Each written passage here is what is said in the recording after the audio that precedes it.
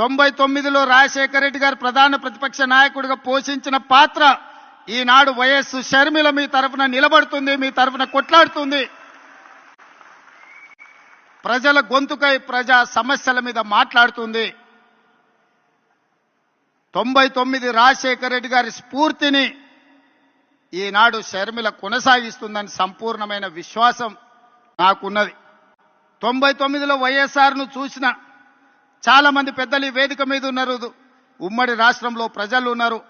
99లో వైఎస్ఆర్ఏ ఇవాళ వైఎస్ షర్మిల ప్రధాన ప్రతిపక్ష నాయకురాలుగా పనిచేస్తుందని చెప్పి నేను ఈ సందర్భంగా మీకు అందరూ తెలియజేస్తాను. ఈరోజు ఈ రాష్ట్ర రాజకీయాల గురించి నేను ఎక్కువ మాట్లాడాను, కానీ ఒక్క మాట అయితే చెప్పదలుచుకున్నా.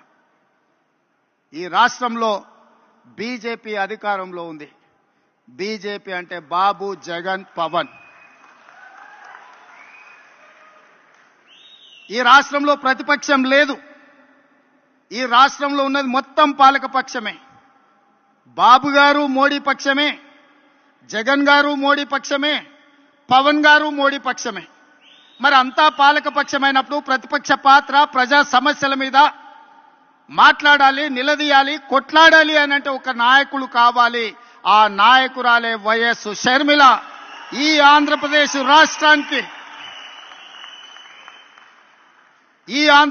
రాష్ట్రానికి ప్రజల పక్షాన, బడుగు బలైన దళిత గిరిజన మైనారిటీ మహిళల పక్షాన నిలబడి కొట్లాడేది, నిలబడి మాట్లాడేది, ఢిల్లీతో నిలబడి కలబడేది వైఎస్ షర్మిల. షర్మిల గారి నాయకత్వంలో మీరు పనిచేయండి.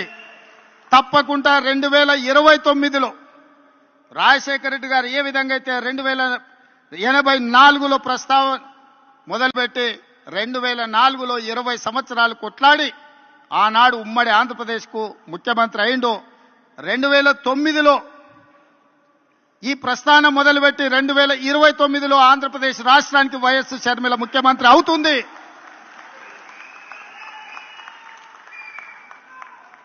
కార్యకర్తల త్యాగం, వైఎస్ షర్మిల పోరాటం ఊరికే పోదు.